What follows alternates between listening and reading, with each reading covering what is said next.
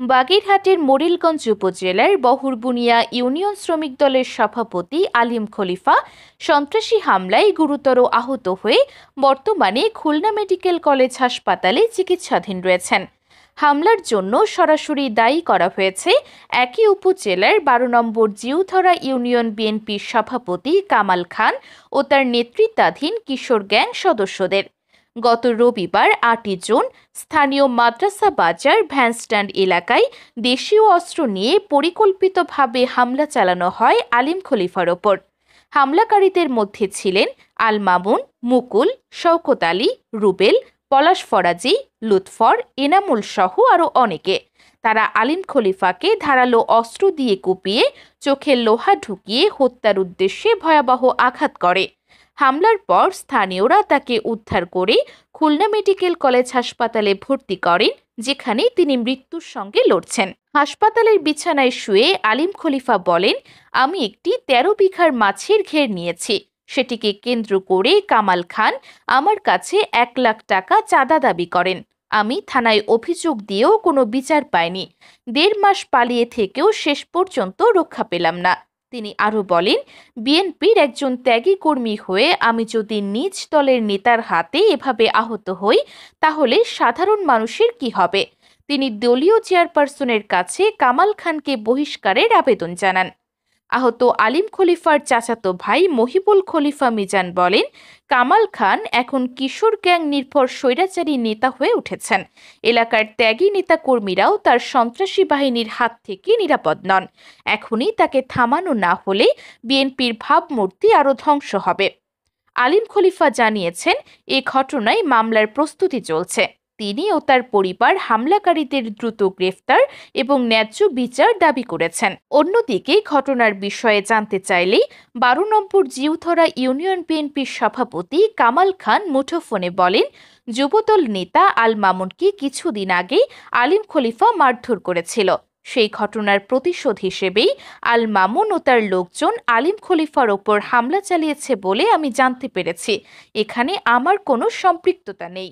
এই নৃশংস হামলার ঘটনা শুধু একটি ব্যক্তির ওপর হামলা নয়, এটি রাজনৈতিক দলের অভ্যন্তরে সন্ত্রাস এবং ক্ষমতার অপব্যবহারের নগ্ন উদাহরণ।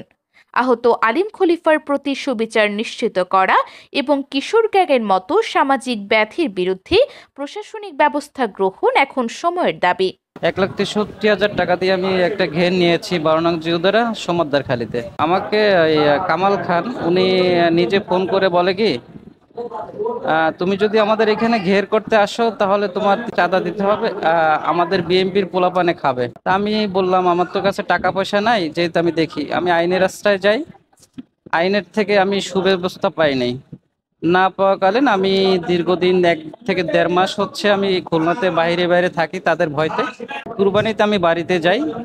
বাড়িতে যাওয়ার পরে হচ্ছে আমাকে পুরান বাড়ি থেকে আসা হচ্ছে মাদ্রাসা বাজার ভ্যান স্ট্যান্ড, ওখান থেকে আমারে কামাল খানের যে গ্যাং বাহিনী আছে, কিশোর বাহিনী, তারা হচ্ছে আমাকে বের দেয়, মোটরসাইকেল আটক করে আমাকে মুকুল ওনার বাড়ি হচ্ছে সোনাতলায়। উনি আমাকে চাইনিজ কুড়াল দিয়ে একটা কোপ মারে বাম পায়ের হাঁটুর নিচে, তখন আমি পড়ে যাই। দ্বিতীয় কোপটা মারে হচ্ছে আল মামুন, সাবেক ছাত্র নেতা, ওনার বাড়ি হচ্ছে আপনার ভাইজোরাতে। তখন আমি অজ্ঞান অবস্থায় পড়ে থাকাকালীন রুবেল আমার বুকের উপরে উঠে লোয়া থেকে চোখ খুঁচার উদ্দেশ্যে অনেক করতেছে, ও চোখ খুঁজতেছে। তারপর আমি জোরে একটা চিক মারার পরে হচ্ছে আপনার ওই যারা ওইখানে স্থানীয়রা ছিল ওরা ওইখানে আসছে। তারপর হচ্ছে আপনার এই বাবু ভাই, খুলনা মহানগরের ছাত্র নেতা, উনি ওইখানে কি কাজে গেছে আমি জানি না, হঠাৎ করে ওনার সামনে আমি পড়ি, উনি আমাকে উদ্ধার করে, ওই অবস্থা উদ্ধার করে। উনি ওনার লোকজন নিয়ে উনি আসে ওখানে, তারপর ওই লোকজন চলে যায়। আমি চাই এই কামাল খান যদি এই ১২ নং জিউদারায় থাকে, আমাদের মতন যারা নির্যাতিত, যারা বিএমপি করে, তারা হচ্ছে এইভাবে অত্যাচার করে থাকবে। আমি চাই এই যারা বিএমপি করি, যারা আমরা বিএমপি পরিবার আছি, তারেক রহমান স্যারের কাছে আমার একটা অনুরোধ, আপনি এইটা আমার বিবেচনা করে দেখবেন। উনি দীর্ঘদিন আওয়ামী লীগের সাথে লিয়াজু করে সামনের কাতারে ছিল। আমার কাছে অনেক প্রুফ আছে, যদি আপনারা দেখতে চান সাংবাদিক ভাইরা আমি আপনাদের দেখাবো। আমি চাচ্ছি ওনাকে বহিষ্কার করে দল থেকে। উনি দলের প্রভাব দেখাইয়া চাঁদা নিচ্ছে, এখান থেকে ওখানে চাঁদা নিচ্ছে, মানুষের হয়রানি করছে দীর্ঘদিন। কামাল খানের নেতৃত্বে বিগত 2020 সালের উনি একটা কিশোর গ্যাং তৈরি করছিল। ওই গ্যাংটা 2021 সালের মে মাসে অস্ত্রসহ ধরা পড়ে এলাকার জনতার সহিত। আমার চাচা একজন ওই ডাকাতদের জনতার সহ চোখ তোলা হয়। ওই চোখ তো 3টে অস্ত্র মোরগঞ্জ থানায় সোপর্দ করা হয়। এই হচ্ছে তাদের উদ্দেশ্য। এই কিশোর গ্যাংয়ের সঠিক লকগুলো এখনো তাদের অস্ত্র দিয়ে বিভিন্ন 100-র উপরে হামলা করছে, মানুষকে মারছে, আলামিন নামে একজন মানুষকে পঙ্গু করছে। কিন্তু অনেকে কেউ ভয়তে তাদের কোনো মামলা মকদ্দমা করতে পারছে না। ঘের বাইরে লুট, মানুষের সাদিয়া নামে একটা মেয়েকে করছে, তারা কেউ মুখ খুলতে পারে। মন্নাফ খলিফার বাড়িতে ভাঙচুর করছে, রিভনকে অধৈর্য মারধর করছে।